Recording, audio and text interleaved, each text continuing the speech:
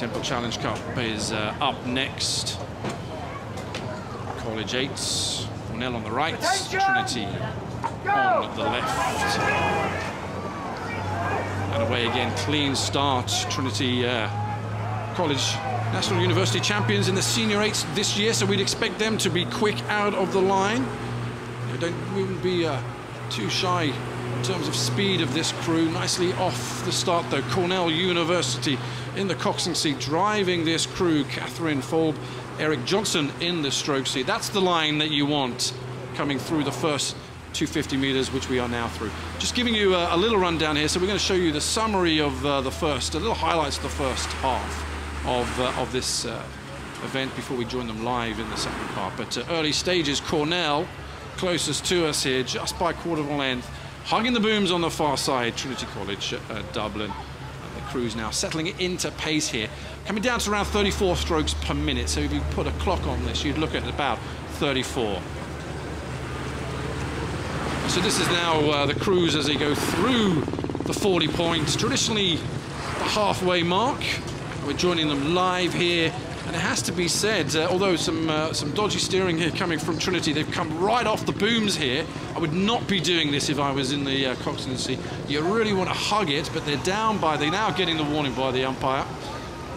Again, that's just going to take, it's going to take time out there. When you put the rudder on here, it just takes the speed off to adjust the boat. Absolutely. Every little adjustment on that rudder is like a brake on the boat. It's controlled by the coxswain who has it in his hands, and they really can't afford to move it too much, especially as Trinity are already down on the light wedge from Cornell.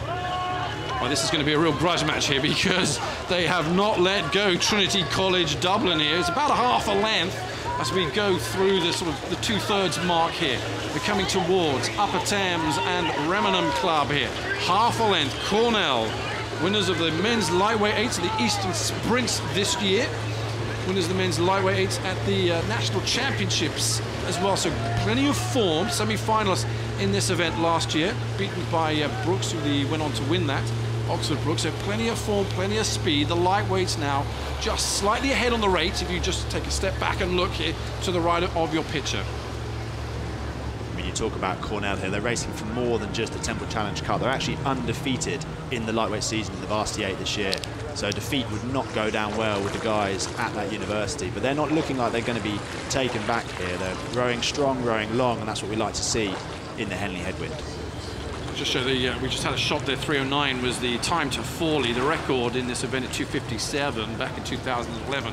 You need a tailwind and warm water, but we've got warm water, but we don't have a tailwind today. Maybe as we progress through the regatta, the wind will start to come round and we'll see some quick times. But meanwhile, still continuing to be warm. Trinity College Dublin, they're right on it, and now we're getting a warning from Cornell. This is what we want to see. This is the gladiatorial nature here, where one crew kicks on, the other one fights back here. It really is, you know, Cornell have not had it easy. They by no means think that they've got this here, and I would expect Trinity College Dublin now just to put in a big push as we head and the crossover to the general enclosure. It's probably worth noting Cornell had a fantastic race yesterday with Brooks B, so they're going to have fatigue in their legs. It was not a walkover for them. 3 feet to Cornell in the race yesterday, so they're going to be feeling it as they come into the enclosures, and maybe that will give Trinity College Dublin the chance to come back. So the national champions 2015 in Championship Senior 8 is Trinity College Dublin will now have to pull on all that experience, the expectation from them here. This is now where you make your main names. I know it's only part of the regatta here, but you come here to fight, you come here to race, and when you're called upon, you've got to reply. And now, in the stroke seat, David Butler is bringing his men on, but still they come out from the booms here. Still, they just don't want the overlap, because if you get an overlap on the blades here, you open yourself up to being disqualified.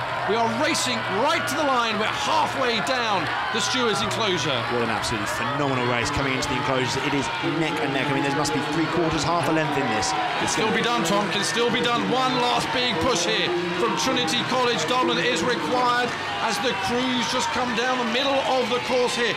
But the lightweights from Cornell University will now start to breathe easy. Up to the line. They're over in 3/4 of a length. Cornell University held off the challenge from Trinity College Dublin.